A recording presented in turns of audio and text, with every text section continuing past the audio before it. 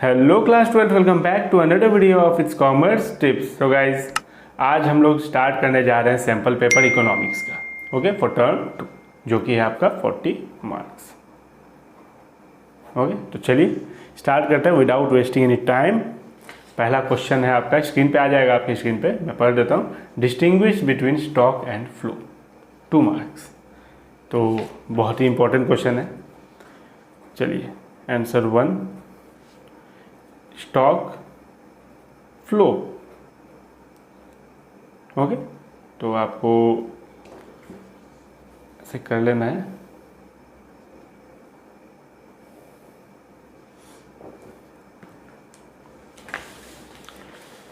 सबसे पहले आप लिख लेना यहाँ पे basis.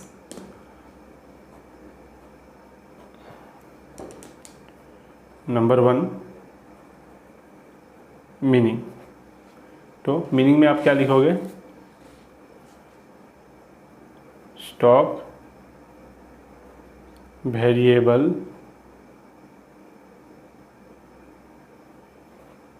refers to that variable which is measured at a particular point of time। Okay, and यहाँ लिख देना आप फ्लो में, flow variable refers to that variable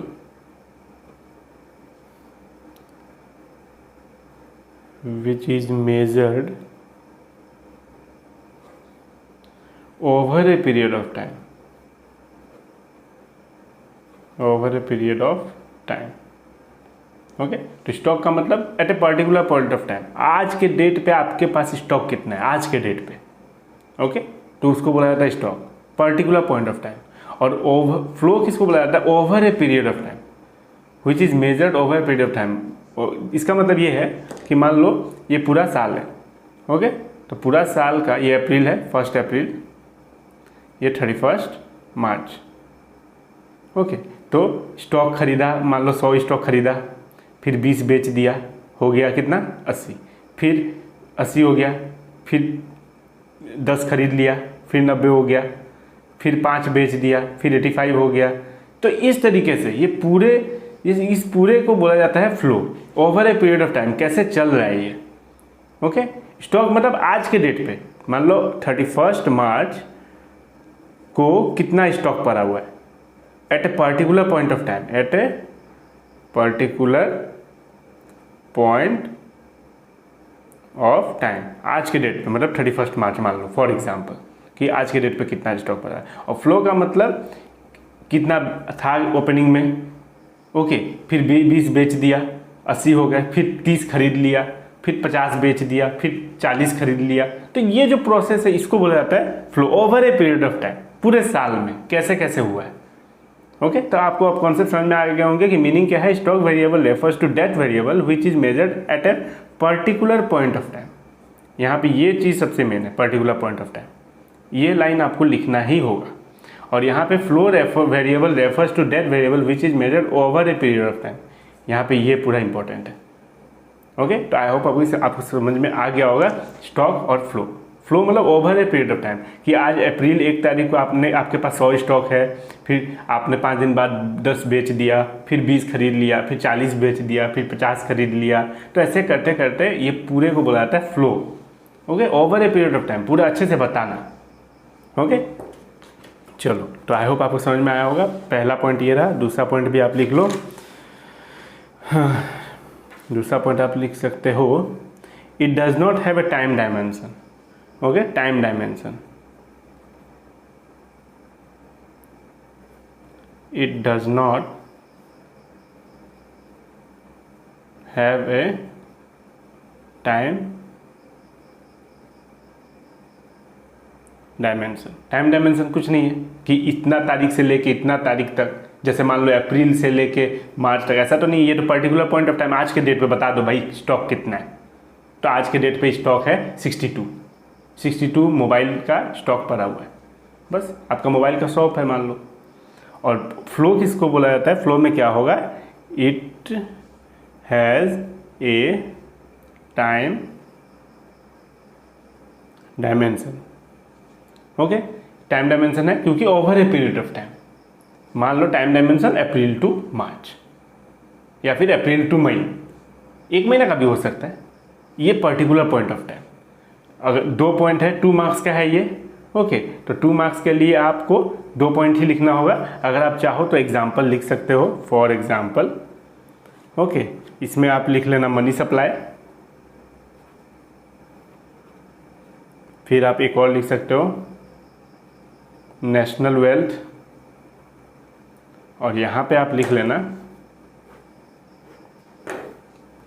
यहाँ पे आप लिख सकते हो नेशनल इनकम। ओके, तो ये है आपका स्टॉक एंड फ्लो का क्वेश्चन। चलो नेक्स्ट, आई होप आपको समझ में आया होगा। मैं थोड़ा थोड़ा एक्सप्लेन भी करते जाऊंगा। ओके, और पूरा का पूरा कंप्लीट भी मैं करा दूंगा। ओके, थोड़ा पेशेंस बनाए रखना, थोड़ा वीडियो लंबी हो सकती है। ओके, हो जाएगी क्योंकि समझना ज़रूरी है। ओके, और ये जो जितने भी क्वेश्चन है, ओके, बहुत ही इम्पोर्टेंट क्वेश्चन है, ये सब आने का चांस रहता है। ओके, क्वेश्चन नंबर 2 नहीं, 1 का ही और वाला है, आपके स्क्रीन पे आ जाएगा क्वेश्चन, आंसर नंबर 1 का ही है। ओके, यहाँ पे पूछा जा सकता है आपको distinguish between real GDP and nominal GDP, बिल्कुल पूछा जा सकता है। तो रियल जीडीपी और नॉमिनल जीडीपी क्या होता है? चलो लिखो,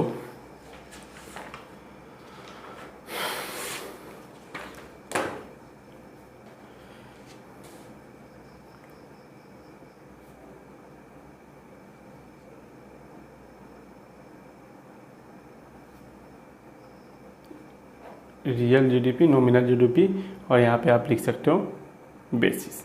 ये लिखना पड़ेगा। तो क्या होता है, मार्क्स मिलता है, मार्क्स मिलने का चांस बढ़ जाता है। ओके, तो आप पहले तो लिखोगे मीनिंग। ओके, नंबर 1 मीनिंग में आप लिखना पहले real GDP. Real GDP is calculated at constant price. Constant price पे कैलकुलेट किया जाता है इसको, एक ही प्राइस पे। ओके, मान लो बेस ईयर मान लिया जाता है 2008 का, उसी प्राइस पे कैलकुलेट किया जाता है रियल जीडीपी को। ओके, चलो, और नॉमिनल जीडीपी को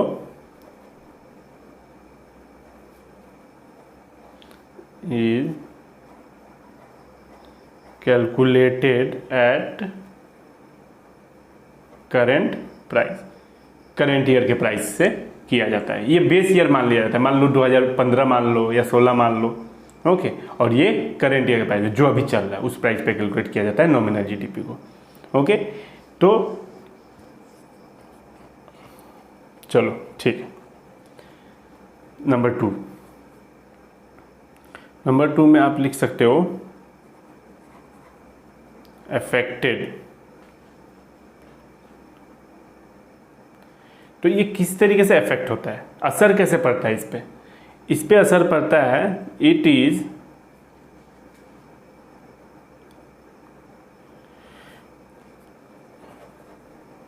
अफेक्टेड बाय क्वांटिटी ओनली, सिर्फ क्वांटिटी पे इफेक्ट पड़ता है। ओके, क्वांटिटी से इफेक्ट पड़ता है। और यहाँ पे आप लिख सकते हो it is affected by price and quantity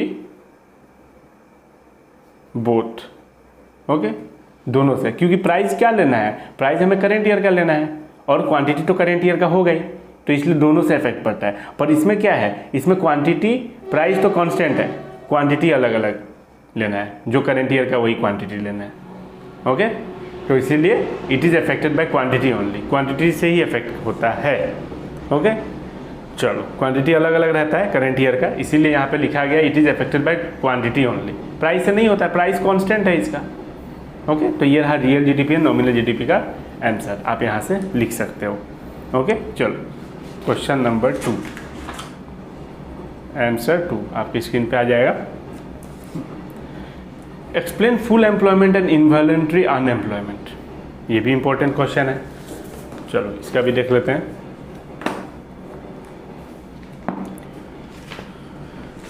आप लिखो फुल एम्प्लॉयमेंट। एक चीज़ और मैं बता दूं, ये इकोनॉमिक्स है, ओके, और इकोनॉमिक्स में आपको ज़्यादा बढ़ा चढ़ा के कुछ नहीं लिखना है, पॉइंट टू पॉइंट लिखो, परफेक्ट लिखो। 2 मार्क्स का है 2 पॉइंट, 5 नंबर का है 5 पॉइंट, 3 नंबर का है 3 पॉइंट। ओके, ये नहीं कि आपको लगेगा कि हाँ 3 नंबर का मैं 3 पेज लिख देता हूँ, नहीं, कोई नहीं पढ़ने वाला है।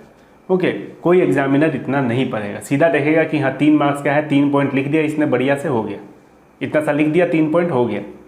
ये नहीं कि जो तो लिख दिया, ऐसा नहीं करना है, एकदम परफेक्ट लिखना है। ओके, तो चलो फुल एम्प्लॉयमेंट क्या है, सीधा बात है, इसमें पूछा गया फुल एम्प्लॉयमेंट और इनवॉलंटरी अनएम्प्लॉयमेंट, 2 नंबर का है, एक एक लाइन लिख देंगे, 2 नंबर हो जाएगा। ओके, तो मीनिंग लिख देना है कि फुल एम्प्लॉयमेंट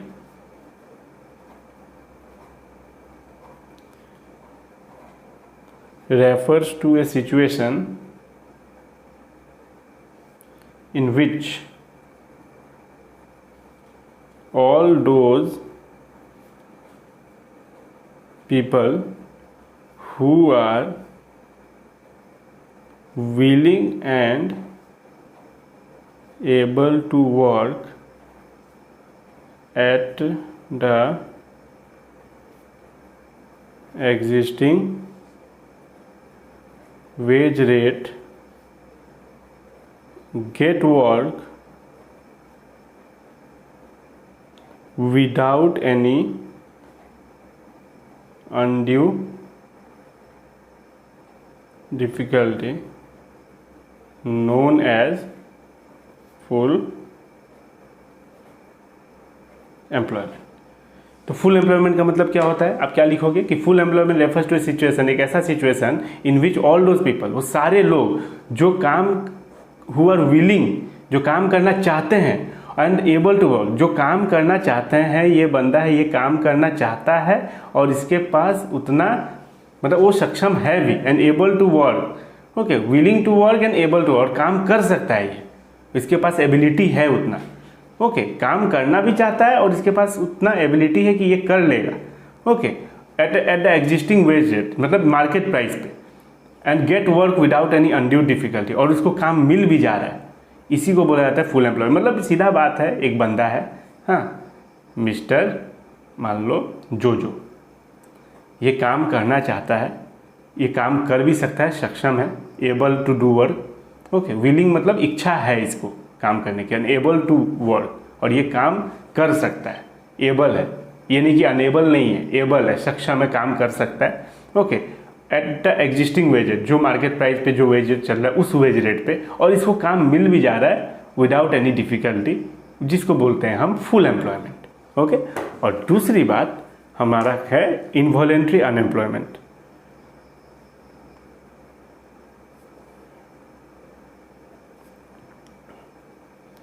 इनवॉलेंट्री अनएम्प्लॉयमेंट, ये यू है, ओके, तो इसमें आप लिख सकते हो involuntary unemployment refers to an unemployment in which all those people who are willing and able to work at the existing wage rate do not get work। अब involuntary unemployment का मतलब क्या होता है? इनवॉलेंट्री अनएम्प्लॉयमेंट का मतलब होता है कि लो सैलरी पे काम करना चाहता है, वो भी नहीं मिल रहा है, ओके, कम सैलरी पे काम करना चाहता है, ये रेडी है काम करने के लिए, कम सैलरी दो वो भी चलेगा ही, पर इसको वो भी नहीं मिल रहा है, उसी को बोला जाता है involuntary unemployment. Involuntary unemployment refers to an unemployment in which all those people, वो सारे लोग हु आर विलिंग, जो काम करना चाहते हैं, and able to work at the existing wage rate, मतलब जो दिया जा रहा है उस पर काम करने के लिए रेडी है, पर वो भी नहीं मिल रहा है। अगर कम दो फिर भी, मतलब ये कम पे भी काम करना चाह रहा है कि भाई काम दे दो बस, मैं कम में कर लूँगा, वो भी नहीं है, उसी को बोला जाता है इनवॉलेंट्री अनएम्प्लॉयमेंट। ओके, चलिए नेक्स्ट आगे बढ़ते हैं। आई होप आपने लिख लिया, आप लोग लिखते रहो। ओके, आपका जो ये है ना 12, 13, 15 क्वेश्चन है, यहीं पे कंप्लीट हो जाएगा और यहाँ से जरूर आएगा, आप देखना। ओके, चलो question number 3, explain worker population ratio. तो वर्कर पॉपुलेशन रेशियो ये कहाँ से आ गया, आईईडी से आ गया। ओके, तो क्वेश्चन आपके स्क्रीन पे आ जाएगा।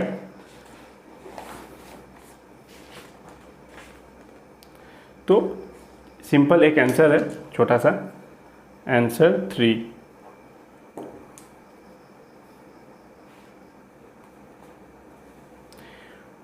आप एक लाइन लिख सकते हो पहले, worker population ratio is an indicator which is used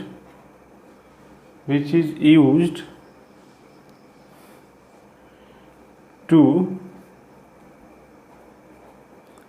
analyze the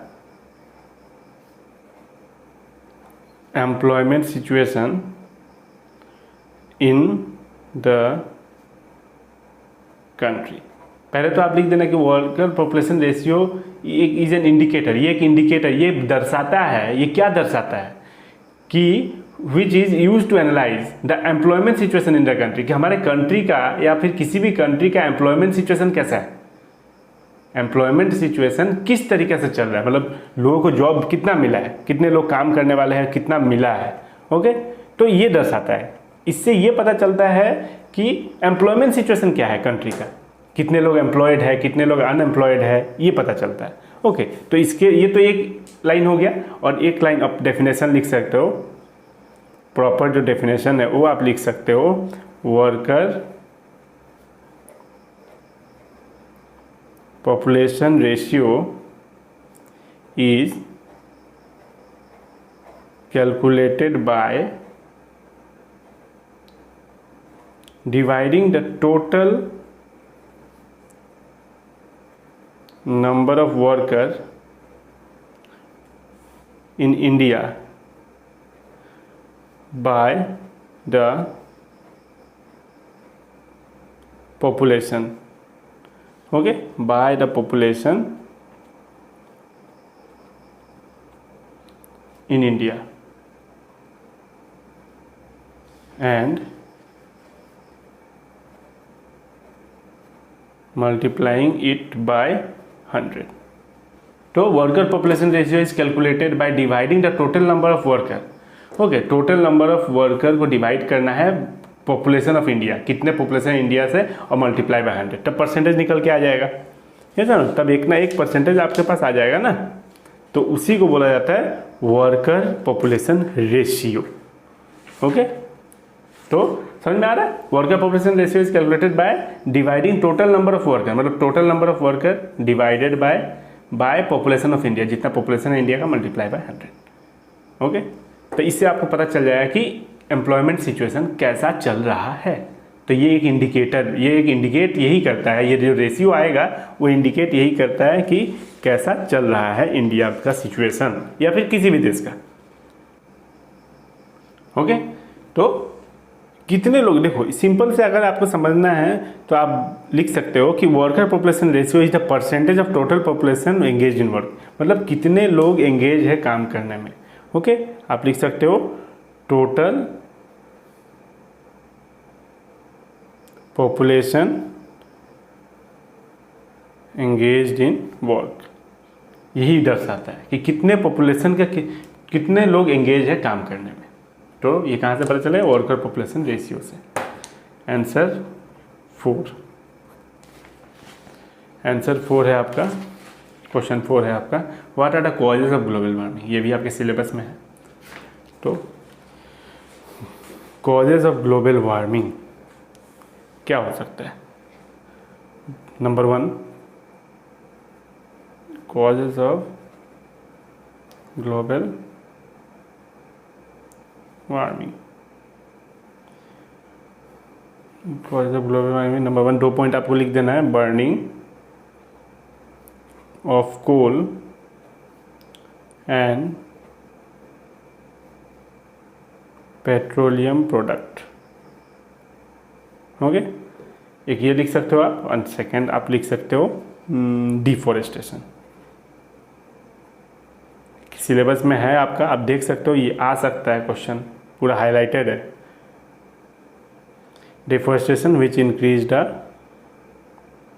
amount of carbon dioxide in the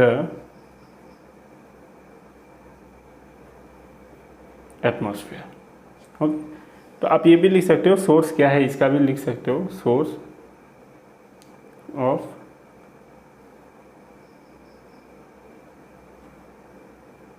carbon dioxide, methane, nitrous oxide, ozone. Okay, तो कॉजेज ऑफ ग्लोबल वार्मिंग बहुत ही सिंपल क्वेश्चन है, आ भी सकता है। और भी दिया हुआ है, और में एक और क्वेश्चन है, व्हाट इज हेल्थ। ओके, ये भी आपकी स्क्रीन पे आ जाएगा, डिफाइन हेल्थ। तो हेल्थ किसको बोलेंगे? ये सुनो, हेल्थ भी तो है, तो हेल्थ के लिए आप लिख लो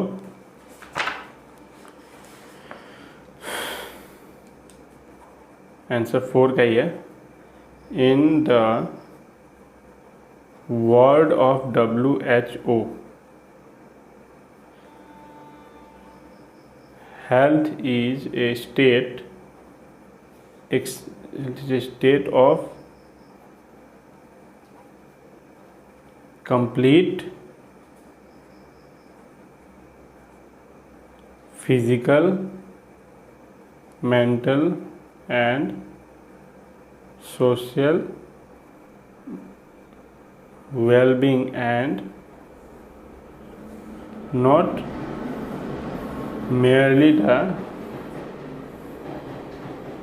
absence of disease or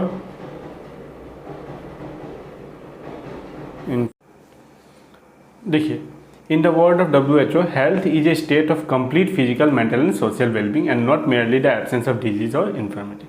मतलब एक बंदा है, ओके, और ये बंदा कभी बीमार नहीं पड़ता है। ओके, तो इसका मतलब ये नहीं कि इसका हेल्थ ठीक है। आपको मेंटली भी फिट होना होगा, फिजिकली भी फिट होना होगा, आपके अंदर प्रोडक्टिविटी भी होनी पड़ेगी।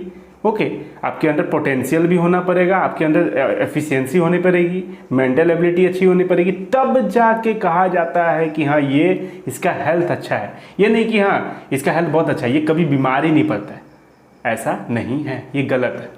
ओके, आम लोगों को क्या लगता है कि हाँ ये बीमार नहीं पड़ता, इसका हेल्थ बहुत अच्छा है, ऐसा नहीं। Mentally, physically, mentally and social wellbeing, productivity increase हो, good health not only means absence of disease. सिर्फ डिजीज नहीं हो रहा है इसका मतलब ये नहीं कि गुड हेल्थ है, इसके अलावा increase in productivity, increase in overall efficiency, mental ability, ये सब ठीक होना पड़ेगा। ओके, पोटेंशियल होना पड़ेगा उसमें कुछ करने का। ओके, तब जाके आपका ओवरऑल डेवलपमेंट होगा कंट्री का, ये समझो, तभी तो जाके होगा ना। हर आदमी के अंदर कुछ ना कुछ क्षमता है, कुछ कर दिखाने का, या फिर कुछ ना कुछ एबिलिटी है, कुछ प्रोडक्टिविटी है उसके अंदर, ये समझो, तब जाके होगा ना। तो उसको माना जाता है कि हाँ परफेक्ट हेल्थ उसका अच्छा है। ओके, चलिए नेक्स्ट है आंसर 5। अब 3 मार्क्स का आ गया। ओके, अब यहाँ से 3 marks, answer 5। Explain the Great Leap Forward campaign of China as initiated in 1958। तो चलो, great leap forward campaign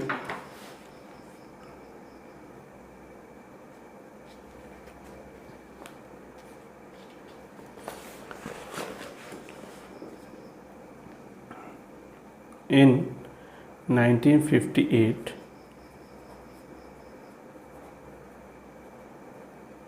A program named great leap forward GLF program campaign was initiated by Mao to modernize China's economy। तो कौन से हैं? Number 1, the aim क्या थे? The aim of this campaign, ये campaign चलाने का एम क्या था? माओ के द्वारा, इनिशिएटेड बाय माओ। किसने स्टार्ट किया था? माओ ने स्टार्ट किया था इन 1958 में। ए प्रोग्राम जिसका नाम था great leap forward campaign was initiated Mao to modernize China's economy, China का इकोनॉमी को मॉडर्नाइज करने के लिए। तो कैसे किया उसने? The aim of this campaign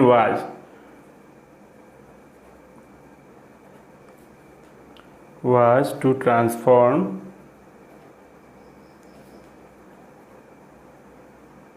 agrarian economy into a modern economy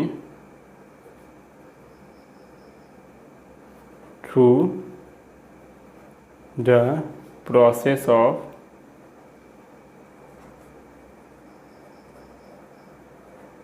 rapid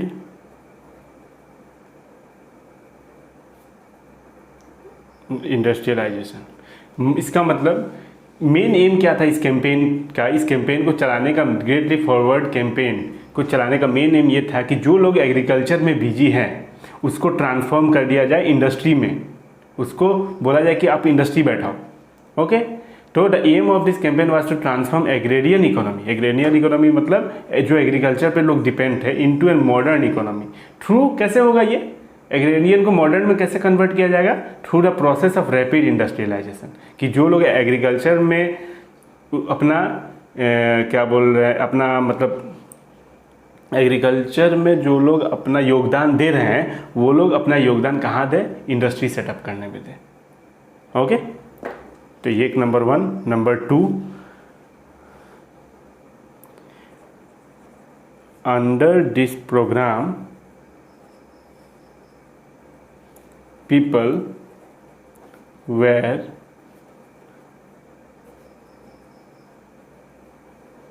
encouraged to set up industries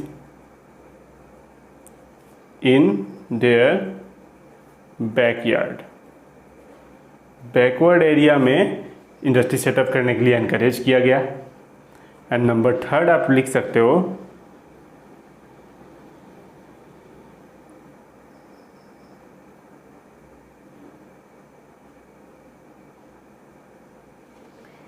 in rural area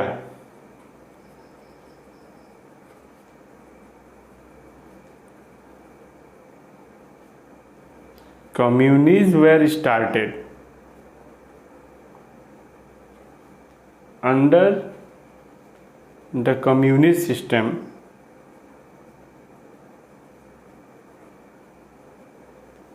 people collectively cultivate land।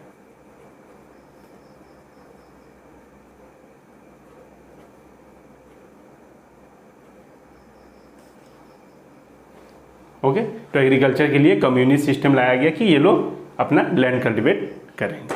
Okay, तो ये चीज़ आप लिख सकते हो। 3 मार्क्स का है, 3 पॉइंट लिखो बस। ऊपर यहाँ लिख दिए थोड़ा सा ये सब, ये जो कौन स्टार्ट किया था, कहाँ से स्टार्ट हुआ था, कौन है कि नहीं, तो ये सब आपका आंसर को अट्रैक्टिव बनाता है। चलो नेक्स्ट क्वेश्चन, चलिए नेक्स्ट है question number 6। NNP-FC 4000, GDP-MP 5000, net indirect tax 300, net factor income from abroad 200, find consumption of fixed capital। Okay, तो सबसे पहली बात, कंजम्पशन ऑफ फिक्स्ड कैपिटल, यही फाइंड आउट करना है ना। तो कुछ बच्चे बोलेंगे कि सर ये क्या है, नया वर्ड सुनने को मिला। तो डेप्रिसिएशन आपने सुना होगा, डेप्रिसिएशन को ही कंजम्पशन ऑफ फिक्स कैपिटल बोला जाता है। ठीक है, तो चलिए छोटा सा क्वेश्चन है, ओके कर लेते हैं। NNPFC जो दिया हुआ है वो तो दिया हुआ है, मैं बस डायरेक्ट क्वेश्चन कर रहा हूँ। GDPMP ऐसे लिख लेना है, ये सर ना, ये तो आपको आता ही होगा। अब ग्रॉस से नेट पे जाने के लिए क्या किया जाता है, माइनस डेप्रिसिएशन। डोमेस्टिक से नेशनल पे जाने के लिए क्या किया जाता है, plus NFIA। Product cancel. MP से FC पे जाने के लिए क्या किया जाता है, माइनस NIT। ओके, ये आपको पता होगा कन्वर्जन। फिर अब जो भी वैल्यू दिया हुआ है उसको पुट कर लो। NNPFC कितना दिया हुआ है, NNPFC है आपका 4000, GDPMP 5000, माइनस डेप्रिसिएशन आपको फाइंड आउट करना है तो आप डेप्रिसिएशन ही लिख लो, प्लस NFIA कितना दिया हुआ है, NFIA है 200, माइनस NIT 300। ओके, तो बस अब उसके बाद तो कैलकुलेशन क्या करना है, ये इधर आ जाएगा तो 4000, माइनस में आ जाएगा 5000, प्लस में माइनस में आ जाएगा, minus depreciation, plus minus minus, minus का साइन बना है और माइनस ही करना है तो 100। ओके, फिर ये माइनस 1000 क्योंकि माइनस का साइन बना है, equal to minus depreciation minus 100। Okay, अब माइनस 1000, ये माइनस 100 है, इस तरफ आएगा तो प्लस 100 हो जाएगा, इक्वल माइनस डेप्रिसिएशन। एकदम नॉर्मल कर कीजिएगा, प्लस माइनस माइनस, माइनस रहेगा माइनस का साइन क्योंकि 1000 बना है, plus minus minus 900, equal minus depreciation, minus minus cancel, depreciation equal to 900। एकदम स्टेप बाय स्टेप। ओके, मैंने एक भी स्टेप स्किप नहीं किया है, आपको भी नहीं करना है, तब सही लगेगा। ओके, तो आई होप आपको ये समझ में आ गया होगा, बहुत ही आसान है। चलिए नेक्स्ट आपका है question, how to avoid double counting. क्या है question, how to avoid double counting. Okay, चलिए तो how to avoid double counting का आप आंसर लिखिए। आंसर 6 का ये बी पार्ट है। Okay, number 1 there are 2 alternative ways of avoiding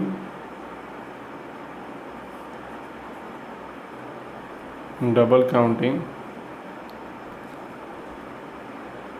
Number 1,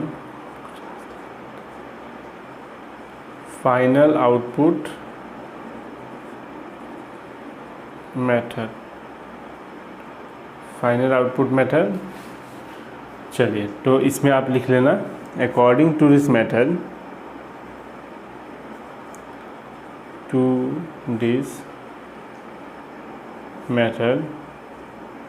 value of only final goods should be added to determine the national income। Okay, पहला ये लिख लेना कि according to this method only value, जो final goods का value है वही आपको नेशनल इनकम में ऐड करना है। ओके, चलिए तो इन द गिवन एग्जाम्पल नहीं चाहिए, एग्जाम्पल आप डायरेक्ट नंबर 2 लिख सकते हो। 2 मार्क्स का ही है ना, 2 नहीं 3 मार्क्स का। तो और एक आप लिख सकते हो, वैल्यू एडेड मेथड, ये आप लिख सकते हो। According to this method sum total of the value added by each producing unit should be taken in the national income।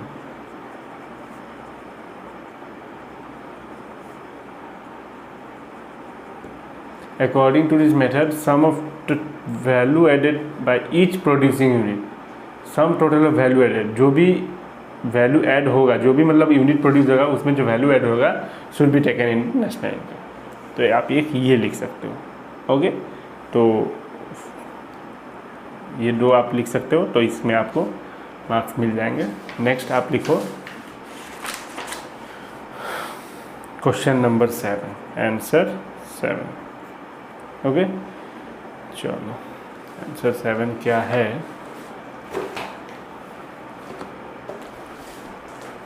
Question 7. In an economy, 60% of increased income is spent on consumption. If 4 crore are invested in a project, find out increase in income and saving. Okay, तो अब ये इन multiplier का question आ गया। Okay, तो इसमें आपको करना होगा, चलिए कैसे करना है मैं बताता हूँ।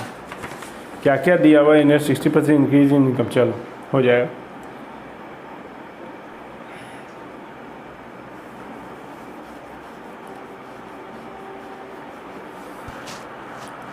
सबसे पहले तो आपको लिखना होगा क्या क्या दिया हुआ है, पहले वो लिखना होगा। 60% increase in income is spend on consumption of 4 crore are invested in the project. 60% increase in income ना, इंक्रीज इन इनकम। ओके, 60%, तो 60% को हम क्या लिख सकते हैं, 60/100.60 ऐसे कर सकते हैं इसको। ओके, सो MPC हो गया मार्जिनल प्रोपेंसिटी टू कंज्यूम दिया हुआ है ना, 60% increase in income on consumption, MPC 0.60। Okay, del I equal 60% है आपका, डेल आई इक्वल 60।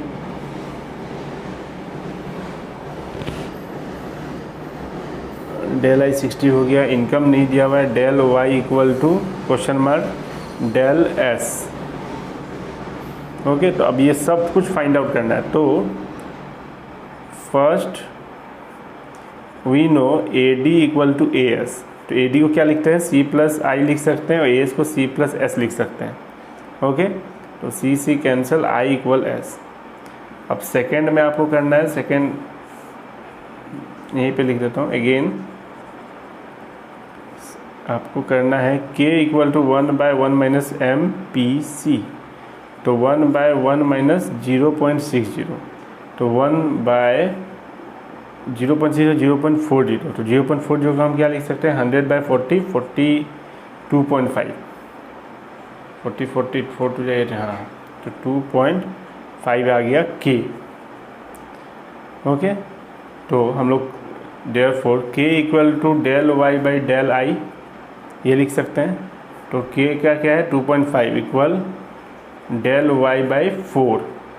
ओके, 4 दिया हुआ है, 4 आपका क्या है, 4 crore are invested in a project, तो इन्वेस्टमेंट 4 है। आई एक second, 40 del I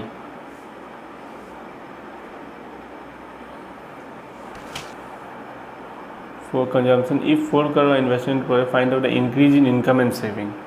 increase in income and increase in saving, ये दोनों निकालना है ना, तो ये दोनों तो हो ही गया। तो यहाँ पे हम लोग, इसके नीचे कुछ नहीं है, तो यहाँ पे हम लोग करेंगे डेल वाई इक्वल 410 हो जाएगा। ओके, अगेन हम लोग क्या करना है, हम लोग को पता है कि MPC प्लस MPS इक्वल 1 होता है, तो MPC तो पता है 0.60 plus MPS equal 1, MPS equal 1 minus 60.60, MPS equal to 0.40। तो ये रहा आपका question.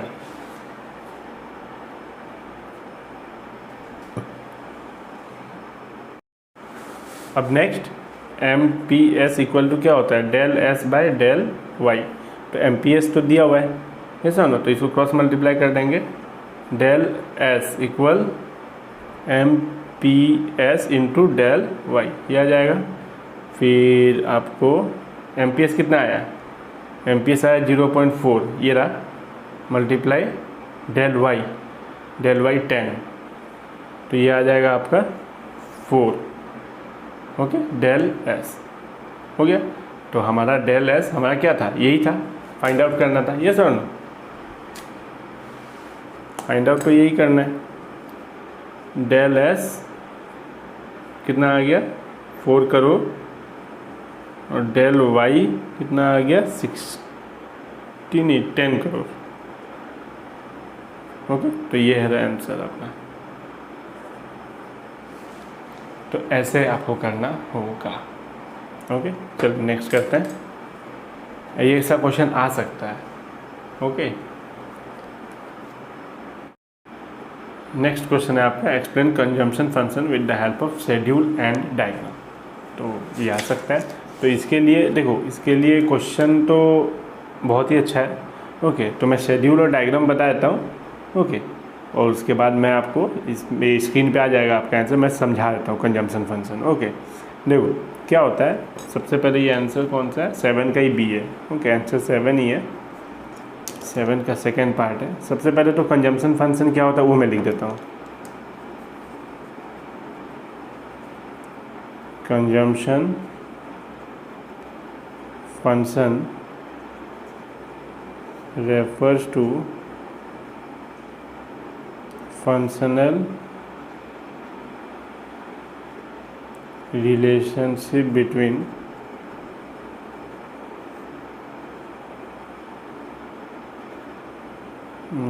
consumption and national income, C equal to F, right, okay. Functional relationship between consumption और इनकम के बीच में रिलेशनशिप बिटवीन, ओके। तो यहाँ पे वेयर सी इक्वल टू क्या होता है, कंजम्पशन होता है, वाई इक्वल टू क्या होता है, नेशनल इनकम होता है, एंड एफ इक्वल होता क्या होता है, फंक्शनल रिलेशनशिप होता है, ओके।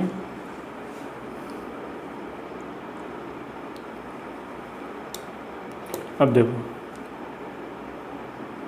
शेड्यूल आप लिख लेना, इनकम का वाई और कंजम्पशन का सी। तो इनकम 0 से स्टार्ट होगा, फिर 100, 200, 300, 400, 500, 600, ओके। और कंजम्पशन कुछ ना कुछ तो होगा ही, इनकम नहीं है फिर भी कुछ ना कुछ तो कंजम्पशन होता है ना, कुछ ना कुछ तो। मान लो आप स्टूडेंट हो तो कुछ ना कुछ तो खर्चा होता ही, आप खाते हो, कपड़े पहनते हो, ये सुनो। तो 40 कंजम्पशन होगा, तो इसी को बोला जाता है ऑटोनोमस कंजम्पशन, ओके। उसके बाद आपका कंजम्पशन बढ़ते जाएगा, जैसे जैसे इनकम बढ़ेगा कंजम्पशन बढ़ेगा, एक टाइम पे इक्वल आ जाएगा, ओके। इस टाइम पे इक्वल आ गया, 200 था 200 आ गया, फिर आपका 280, 360, 440, 520, ओके। तो ये वाला जो ब्रेक इवन पॉइंट माना जाता है इसको, ओके। तो एक डायग्राम भी आपको बना लेना होगा कि चलिए ये डायग्राम ऐसा रहेगा, ओके। इनकम का ये रहेगा, मैं थोड़ा रफली बना रहा हूँ, ओके। और कंजम्पशन ऊपर से होता है, देखो मतलब क्या होता है ऊपर, मतलब यहाँ से, ओके। तो ये वाला आपका सी हो गया। तो ये जो पॉइंट है यहाँ से, ये आपको यहाँ पे एम लिख लो, ये ओरिजिन हो गया, ये C autonomous consumption, Y X, okay. और इसी को बोला जाता है, ये वाला पार्ट को डिश सेविंग, ओके। और ये इसको बोला जाता है consumption equal to income, break even point. मतलब यहाँ पे कोई सेविंग नहीं हो रहा है, 0 सेविंग, ओके। तो ये इस तरीके से बनेगा, ओके। नीचे आप लिख सकते हो इनकम, और यहाँ पे लिख सकते हो आप कंजम्पशन, ओके। वाई जी O Y axis consumption, O Y O X income, okay. तो इस तरीके से लिख के आपको एक्सप्लेन करना होगा, तो वो मैं आपके स्क्रीन पे वो आ जाएगा, ओके। तो आई होप आपको समझ में आ गया कि consumption function refers to functional relationship between consumption and income. Income और कंजम्पशन का रिलेशनशिप बिटवीन कैसा चलता है, इनकम 0 से स्टार्ट होता है, कंजम्पशन कुछ ना कुछ तो रहता ही है। तो जो पहला वाला रहता है उसको बोलते हैं ऑटोनोमस कंजम्पशन, जिसको डोनेट करते हैं हम सी बार से। ओके, सी बार। उसके बाद एक ब्रेक इवन पॉइंट आता है जहाँ पे कंजम्पशन इक्वल टू इनकम हो जाता है और जीरो सेविंग रहता है वहाँ पे। ओके, और बस, और यहाँ पे डिस सेविंग आ जाता है। डिस सेविंग मतलब सेविंग जो है वहीं से खर्चा हो रहा है ना, यहाँ पे कमाई नहीं है फिर भी खर्चा हो रहा है, तो डिस सेविंग हो रहा है। सेविंग को निकाला जा रहा है, जो सेव करके रखा तो उसको वो कम हो रहा है, डिस सेविंग। ओके, तो ये वाला पार्ट ही आपका है डिस सेविंग। चलिए, अब बाकी जो एक्सप्लेनेशन है इस डायग्राम का और ये शेड्यूल का, ओके, ये आपके स्क्रीन पे आ जाएगा। Okay, next, why are regular salary employee more in urban area than in rural area. देखो, अर्बन एरिया शहर, रूरल एरिया गांव, तो regular salaried employee urban area में क्यों ज़्यादा है, रूरल एरिया में क्यों नहीं है? ये आप मेरे ख्याल से आप ये खुद भी बना बना के लिख सकते हो, फिर भी मैं लिखवा देता हूँ। Answer number 8। ओके, लिखो आप,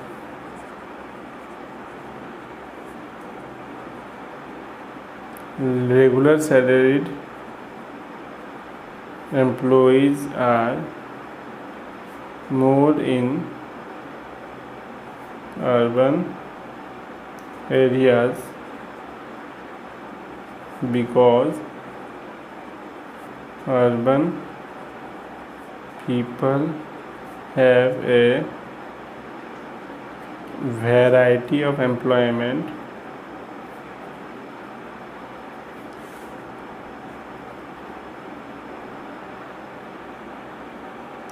opportunities due to their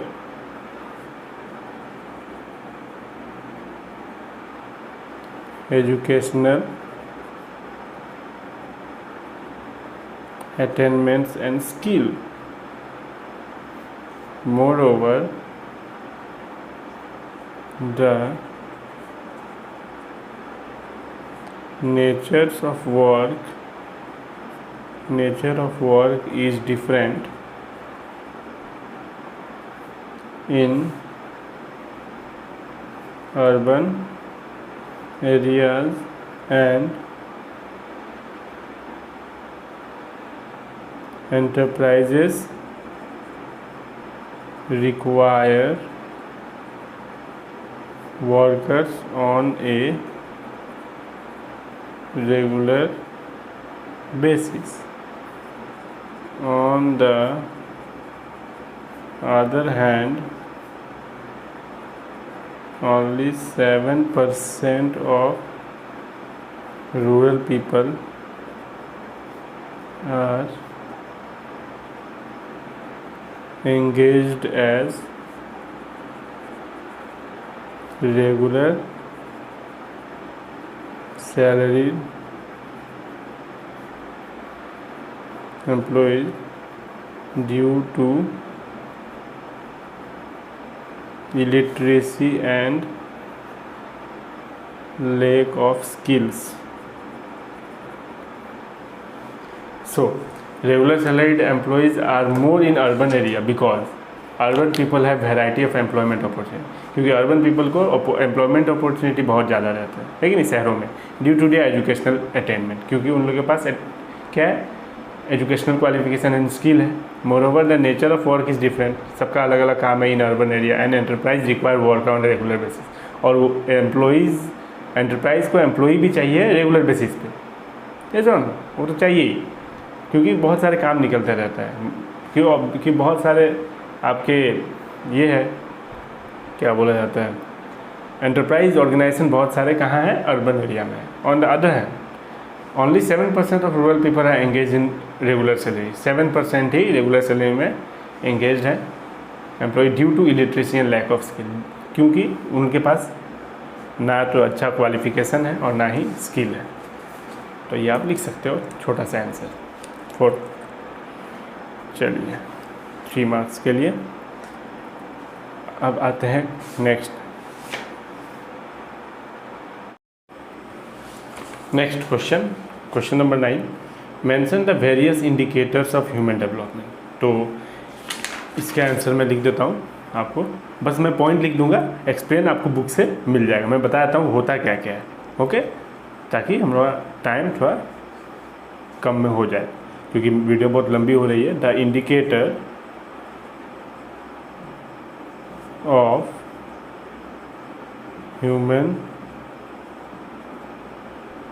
development are, कौन से इंडिकेटर हैं? Number 1 life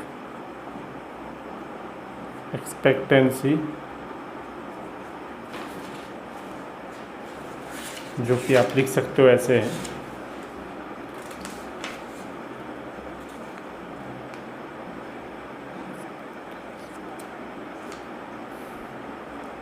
number 2 infant mortality rate, ये एक आप लिख देना। Number 3 maternal mortality rate. Number 4 आप लिख लेना adult literacy rate. 5th number आप लिख सकते हो जीडीपी पर कैपिटा। ओके, एक और लिख लेना, सही रहेगा। एक और आप लिख लेना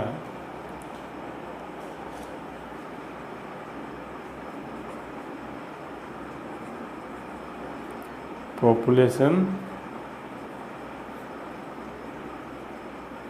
अंडर नॉर्थ ईस्ट। ओके, तो ये कुछ इंडिकेटर्स हैं ह्यूमन डेवलपमेंट के। ओके, तो ये आप लिख सकते हो, इसको एक्सप्लेन करना होगा बस आपको, क्योंकि ये 5 मार्क्स का क्वेश्चन है। ओके, पॉइंट लिखने से आपको मिलेगा नहीं मार्क्स। ओके, आपको ये एक्सप्लेन करना होगा, जो कि आपको आईडी का बुक का चैप्टर 10 में आपको मिल जाएगा। चैप्टर का नाम है आपका comparative development experience of India and it's neighbour. Okay, तो ये आपका जो टॉपिक है वो है आपका ह्यूमन डेवलपमेंट इंडिकेटर। बहुत ही इम्पोर्टेंट टॉपिक है। ओके, तो ये आप लिख सकते हो। ओके, नेक्स्ट है हमारा question,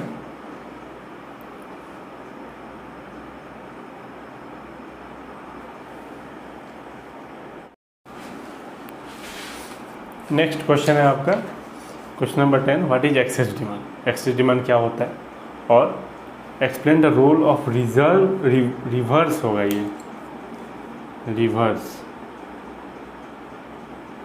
reverse repo rate in removing it. तो आपको लिखना है excess demand refers to a situation, एक ऐसा situation where aggregate demand is more than aggregate supply, जहाँ डिमांड ज़्यादा होता है सप्लाई से, corresponding to full employment level of output in the economy. और उसके बाद आपका एक नेक्स्ट क्वेश्चन है एक्सप्लेन द रोल ऑफ, इसी का दूसरा पार्ट है explain the role of reverse repo rate in removing it. तो रिवर्स रेपो रेट के लिए आपको थोड़ा लिखना होगा कि it cause inflationary gap in the economy, price level tends to rise without any rise in the level of income. Okay, बिना level of income बढ़े ही प्राइस लेवल राइज होने लगता है, और एम्प्लॉयमेंट। रिवर्स रेपो रेट यहाँ से ज़्यादा important, reverse repo rate is the rate of interest at which commercial bank can park their surplus fund with the central bank। Commercial bank उसी rate पे central bank में अपना कुछ part रख सकता है, okay, for short period. Okay, उसी interest पे। If reverse repo rate is increased, अगर इंक्रीज हुआ then it is followed by increase in market rate. तो मार्केट रेट जो इंक्रीज होगा उससे फॉलो किया जाएगा। Accordingly cost of credit also increase, it will flow of credit as desire. तो यहाँ तक आप लिख देना, हो जाएगा। एकदम टू दी पॉइंट आंसर लिखना है, ज़्यादा इधर उधर की बातें आपको नहीं लिखनी है। फिर आपका एक क्वेश्चन आ सकता है, the following table show distribution of workforce in India for the year 1970-73, analyse it and give reason for the nature of workforce distribution. तो एक चार्ट है आपके पास, ओके, प्लेस ऑफ रेजिडेंट और rural urban, male female total, male का ये है data, female का है टोटल। ओके, तो इसको आपको एक्सप्लेन कर देना है, ओके, कि more population of rural population, more proportion of rural population. Okay, तो ये आप एक बार देख के स्क्रीनशॉट लेके या फिर लिख के पढ़ सकते हो। ओके, इस चार्ट को एक्सप्लेन कर देना है, इस टेबल को एक्सप्लेन कर देना है। ओके, तो ये आपका एक ये पॉइंट यहाँ से है, आपका यहाँ से है और ये। ओके, ऐसा क्वेश्चन आने का चांस बहुत ही ज़्यादा है। उसके बाद नेक्स्ट आपका है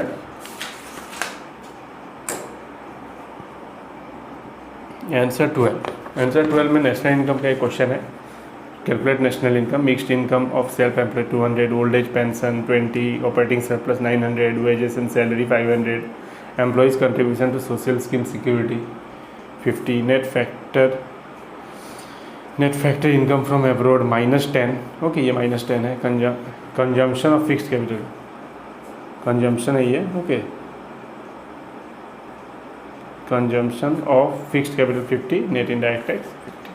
तो चलिए स्टार्ट करते हैं। सबसे पहले हमने consumption of fixed capital, consumption compensation of employ wages and salary, चलिए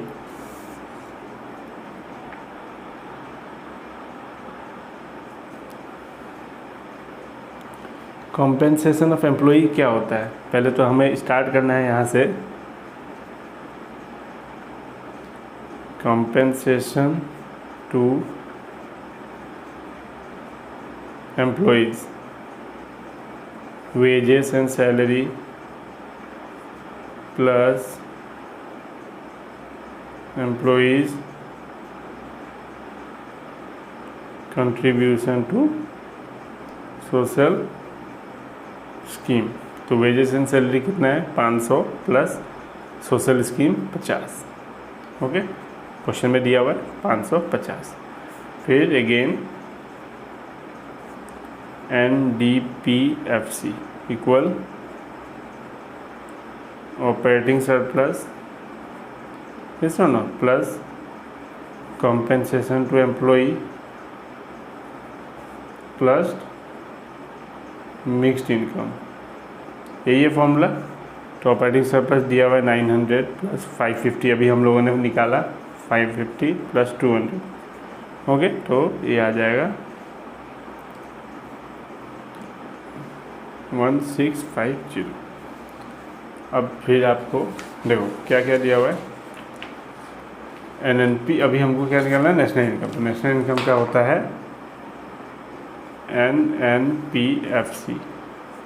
तो NDPFC एक यहाँ पे आ गया प्लस, अब कैसे होगा, नेट कैंसिल डोमेस्टिक से नेशनल प्लस NFIA।